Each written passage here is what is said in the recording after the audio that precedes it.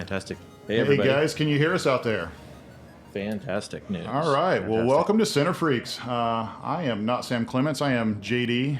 But here in the booth with me, I also have Sam Clements. Yeah, yes. the one, the only, right? The enigmatic. Yes, yes. Despite all of the stickers that may also have his name on it. Yes. It's the only. I've got the only one right here. Yes, in the real. the flesh. Yes. Yes. So we're kind of excited this morning. We've got a little announcement. You guys might have heard something about it. We might have heard us talking about it just a little bit on Twitter. And you might be wondering what in the world it is. Yeah, so our good buddy Adrian has we've been working with him for some time now, and he gave us the privilege of letting us announce a new tool that he's built. Adrian, obviously well known for Wi-Fi Explorer, what is it? AirTool. What are the other ones? I think most people know. I mean, Wi-Fi Explorer is if Wi-Fi you have, signal. If you've got a Mac, if you do Wi-Fi, I'm pretty certain that you know Adrian. So fantastic product that continues to iterate, continues to improve. He's always seeking feedback from the community. And really, this product kind of came out of that, right, Sam? Yeah, it did. He and I were talking, and I sort of expressed to him that I was looking for a tool because the ones that were out there weren't very great, and so he started gathering some requirements and went ahead and built it. And I think we could probably just let him speak in his own words, right? And I think that's a great idea. Hi everyone. First of all, let me thank Sam and JD for allowing me to use their podcast to make this announcement. Today I'm launching a new app. It's called Transfer. Transfer is a TFTP server for Mac. Maybe you guys are thinking, why a TFTP server? Doesn't Mac have a built-in TFTP server already? Well, yes, true, but Transfer is different. And it has some features that I really think you guys are gonna like. Number one, you get progress updates on ongoing transfers. So how many bytes have been transferred, how much time is left to complete the transfer.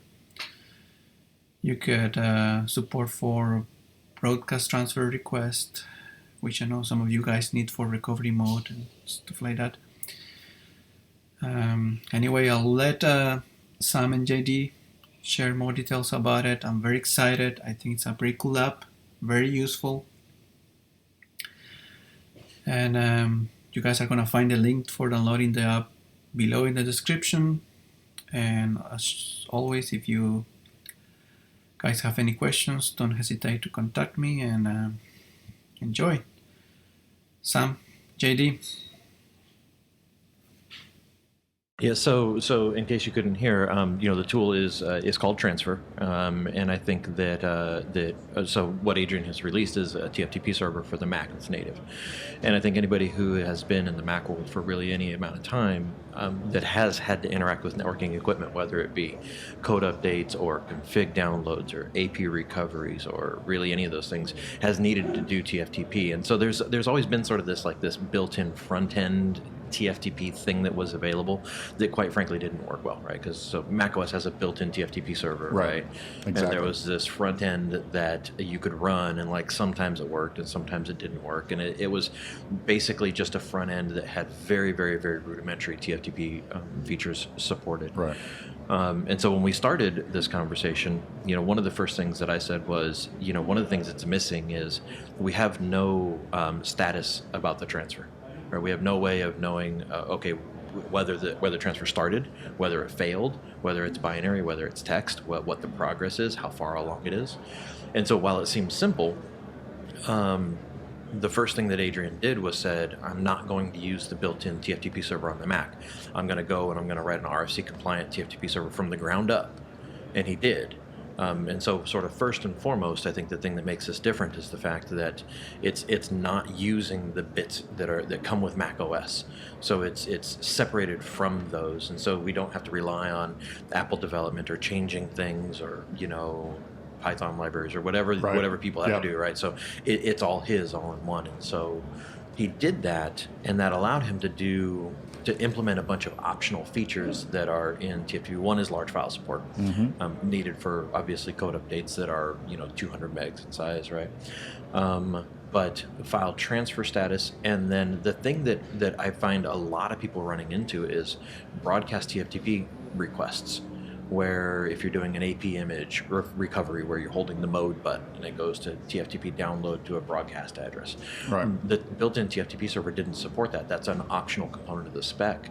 And that's one of the things that Adrian built into the tool as well. Yeah. I mean, the big frustration there is we've been dealing with a TFTP server that was built a very long time ago with very limited support and really has not been updated. And you actually hit the nail on the head.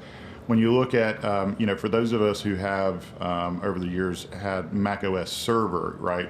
For a while it was its own, kind of OS, and then it was just basically a group of applications and controls that was installed on top of Mac OS, right? And it included a lot of other functionality, FTP, things along, and SFTP, and TFTP was one of those. And if you actually open up the OS X server or the Mac OS server utility now, there's nothing in it. You know, I mean, it's like basically it's Xsan maybe. I mean, like they've gotten rid of Radius. They've got, there are all these bits and pieces that were previously native to OS X or Mac OS that we could use. That's not there anymore, and so it's only a matter of time before. TFTP is probably going to be another one of those things that just disappears completely. Yeah. Right. Yeah, you bet. And even if not, the fact that it's not been iterated on, it's not, those additional features have not been have not been added to it. Really kind of has made it a very frustrating, So what I've actually done in the past, for example, in a previous role, I did a lot of warehouse and factory locations, and I would come in sometimes, and there would be a whole lot of access points that had to be imaged or right, there's something along those lines, right? And it became so frustrating that I just started carrying a Raspberry Pi with me everywhere that I was running a TFTP server on, right? Yeah. And that was fine for me because I was the customer. I could plug it into a network. I was the I had full access. But if you're coming into a situation where they're going to give you a network port, and you're sure as hell not putting a Linux server on their network, right? That becomes a problem. That's not an acceptable option. So now we're back to a place where we can actually run something directly on our laptops. We don't have to fight with virtualization. I mean, I've been through it all. I've done it all. I've fought with it all. So this is a pretty significant improvement, and it's funny because we're talking about improving something that is how old? Right, yeah, right. Yeah, exactly. I mean, we're talking about an ancient technology that we're excited about because it's become useful again to us. The other thing too that I'll make this point and then you go. Wi-Fi guys know Adrian. Right. Yeah. Wi-Fi Mac users know Adrian incredibly well. Yeah. We love his product. This is much broader than Wi-Fi. Yeah. Because code upgrades on firewalls, on switches, on routers, all of this stuff. Still, TFTP is still a very used function in those areas, and so now Adrian's creating a product that has a much larger appeal, and I'm excited for him because I want Adrian to be able to continue, making tools. Yeah, because he makes good tools. I'm like, yeah, bring it on. So the interesting thing is that I've used obviously many TFTP products throughout the years, and when I first sat down in front of some of his earlier builds. It's interesting when you have a really good Mac developer work on a tool like this because things start to arise out of the application that you didn't really expect. So I know that like one of the things that I have a problem with is like these long cryptic file names that routers or APs or whatever will default to, right? It's some long ass string of things that it's going to go TFTP request for, and it's little touches in the application like the logging function will say, hey, I've received a request for this file, and it's not found. I can right-click on that entry, and I can copy the file name, and then I can go into Finder and paste it rename the file. it, Yeah, I yes. can rename whatever file I want. So it's a little UI centric things where they've taken where he's taken.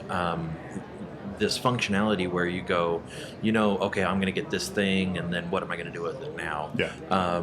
Integrating just dead simple things like Right. just copy file name allows me Yeah. to take and pull that into something else. The UI window for your file list for your TFTP directory, you can drop files directly into it, and it moves. It's like moving files around in the Finder. Yeah. So like if you manage your desktop like I manage mine, which is like hell. You too, huh? Oh my God. Oh yeah. You can open up the app and then you can drag it into the window where your TFTP folder is at, Right. and it'll copy that like it's moving the file. Right. So you can do file manipulation inside of the application on your local machine. Yeah. So you can say, well, I need to go get this iOS recovery image, blah, the AP is looking for this. I can download it. I can drag it from my downloads folder into the TFTP app, into the folder, and it'll move it Into the correct place. Right. I can right click on the file name or on the request that I had previously. I can copy the name. I can rename it. Like all of that stuff is just built straight into the tool. Right. And it's interesting because again we're talking about a technology that is Ancient. older, Yes. ancient. Right. And when you put a front end on it that gets out of people's way and allows them to use the tool. It's absolutely fantastic. Right. Well, what you're talking about is a very Mac experience. Yeah, it's right. yeah. I mean, when you start being able to drag file names around, being able to drag files around and move and just Rename, automatically yep. move things, that is a very Mac specific or Mac centric user experience. Right. Yeah, Yes. no So that's really cool. And it's little things like he also shows you the IP addresses of your machine in the Right. window across the bottom. Yeah. So like if you're sitting in front of a controller, an AP or a router or switch, and you're like, okay, well I don't know what IP address my machine is. You go looking at the window and it says here's your IP addresses. Right. It'll show you your LAN IP address, your Wi-Fi address, Right. and whatever, and you can just read it right off the screen. So it's literally all in one place. All You're in not one place, you're not yeah. having to hit a bunch of command line or all Nothing. Yeah, it's all there. So that's Works over VPN, works over Wi-Fi. I had a wired connection on my machine. I had a Wi-Fi connection on my machine that would come and go because I was having Wi-Fi issues. I had VPN connections that would come and go because of those issues. And the app didn't have to restart it, didn't have to relaunch it. The screen updated. It was very always aware. resilient. That's always great. aware. And it's just one of those things where you go, damn, why hasn't anybody done this before? Right. Well, Adrian was busy doing other things. So No doubt. Now he's now he's turned his focus to again an ancient technology that we still use in our roles on a very regular basis, and this is going to significantly impact, I think, a lot of Mac users, a lot of network engineers, and a lot of Wi-Fi engineers in a really positive way. And the best part is, Yes. What is the best part? you tell me. You tell me.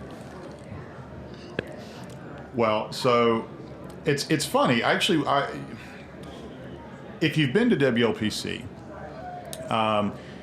what you've heard is a lot of people talk about Adrian's products, and you've heard people multiple times. I know I've heard Keith say it. I know I've heard multiple people say Adrian's products could be priced much higher. Yes. And we kind of had a conversation with Adrian about that because this product is one of those that, it's something we all use. It impacts us all. But honestly, I think the pricing, I don't think the pricing could be better. I mean, I feel like it could be better for him. Well, right. But for us, I don't think we could go any, I really don't think we could get any better. So the price for transfer is $19.99. Yeah. So it's literally like it's in that realm of no-brainer. Yeah.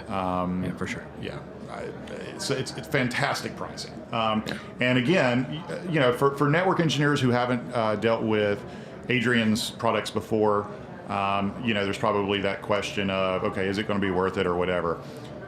For those of us who have, we're like, yes, I want to buy it right now, right? Because we also know that.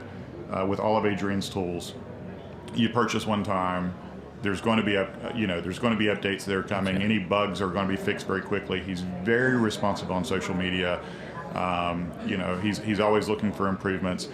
we actually have people outside trying to give hand us money $20. for it, yeah. Yes, you'll have to give that to Adrian. I think we have some pretty excited people about that. But yeah, at that price, it really is truly a no-brainer. It's not something you have to think about. Okay, am I going to get my employer, or my employer to pay for it, right? Or whatever. Yeah. It's $20. You know, we can all spend that on something that useful to us, and that's such a large part of our jobs. Yeah, no doubt about it. And I would say that if you're listening to this podcast, I would encourage you to go find somebody who is a Mac user who is not in the Wi-Fi industry, who does not know about Adrian, and say, hey, what are you using on your Mac for TFTP? I know of somebody else who was involved in one of the early field trials or beta releases, and I asked him, I'm like, hey, what are you doing? What do you do when you need to? What are the biggest pain points you have when you're upgrading a controller? And he's like, well, TFTP. Yeah. I'm like, yeah, why? He's like, because it's awful, especially the Mac implementation. He's like, I got to deal with this front end garbage and blah. Yeah. And he's like, and nothing supports broadcast requests since 3C Daemon did, from 3Com, years back. Yeah. So he's like, I got to spin up this VM, and I got to go find this, thing from 2cows from, some legacy archive and blah, and it's still just this crappy ass Windows app. Yeah, absolutely. And then once you have all of that, right, you've got horrible logging. So when there are problems, it's especially because, and that was the most frustrating thing for me when you start talking about trying to run it on a VM or something along those lines, was when there were problems, it was hard to find where it was breaking often. Where it was breaking, right? Yep. Because you could tell the logs, things along those lines, and if it was breaking in the right place, you might actually know that. Right. Broke anywhere else, and you still weren't getting any information. And there was that whole question of, well, is it listening on that IP? Is it? It was the file there. Is the TFTP service started? Exactly. Yeah. I mean, there was did my IP address change? So many unknowns. Yeah. And like I said, I've fought with it, and finally just said, I'm not fighting with this anymore. And I spent $35 plus the SD, plus the enclosure, plus the and then you still got to download a file and then move it over. Oh right, exactly. And so it was never an easy solution, but it was the easiest solution at the time. It was the consistent solution. I think that was the big key. Yeah, for sure. So what we have now is we have a consistent application running right on the Mac, running right on Mac OS, that we know will be supported, that we know will be upgraded, and it's less than it's probably about a third of what I spent on my Raspberry Pi solution. Right. Yeah. And how many people are going to spend that on lunch today? Exactly. I guess today, because there's no lunch here at Cisco Live, right? Right. Yeah. So. Brunch this morning. Everyone's having drinks. You and I have not consumed yet. Not yet. No. So no, and it's like I said, it's a simple thing. So it'll automatically support binary or text for the really really old guys listening, right? The logs will show red if the file's not found. It'll show white and a little status bar if it's moving. I mean, it's super intuitive to use. So it'll adopt whatever the highlight color is of your preferences on your Mac. For the highlights and for the various sundry things. So it's just fantastic. So like I said, if you're listening to this and you know of a Mac user who's not a Wi-Fi guy, point them at it. Do Adrian a solid after you've gone and bought it yourself, of course. Yeah. It's I definitely feel like this is in that no-brainer category. So that's the announcement from Adrian. I think we're both pretty excited about what that means for our future work life. It just integrates workflows. That's a better way. Yeah, it definitely it seriously improves our workflows. So yeah, that's the big announcement. Love it.